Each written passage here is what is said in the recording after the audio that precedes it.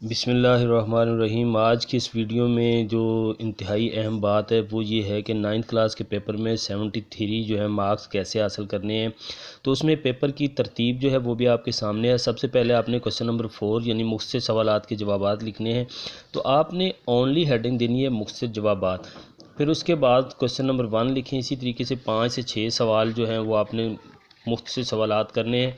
پھر اس کے بعد آپ نے سوال نمبر 9 کوسچن نمبر 9 جملوں کی تکمیل یعنی ضرب الامثال جو ہیں وہ آپ نے اسی طریقے سے 5 لکھنی ہے۔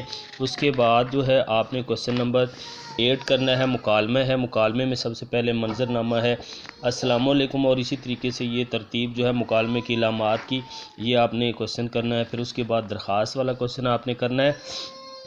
تو اس میں اس ترتیب کو ملحوظ خاطر رکھتے ہوئے تاریخ اور درخواست گزار یہ والی لائن جو ہے اس کو سامنے رکھنا ہے۔ پھر اس کے بعد آپ نے کوسچن نمبر 6 نظم کا خلاصہ لکھنا ہے۔ نظم کے خلاصے کے بعد آپ نے سبق کا خلاصہ کوسچن نمبر 5 کرنا ہے۔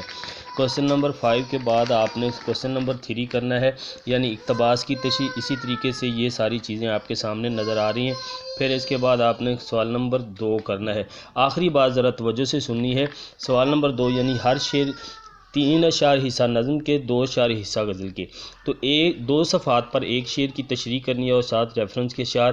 اسی طریقے سے حصہ غزل کے 2 اشعار کی تشریح ہے یعنی ایک شعر کی تشریح 2 صفحات کی اور ساتھ میں ریفرنس کے اشعار۔ تو آپ نے اس طریقے سے پیپر اٹیمپٹ کیا تو یقیناً 73 مارکس آپ کے ضرور آئیں گے۔ باقی ہماری ویڈیو کو دیکھتے رہیے گا، لائک کیجیے گا۔ اللہ حافظ۔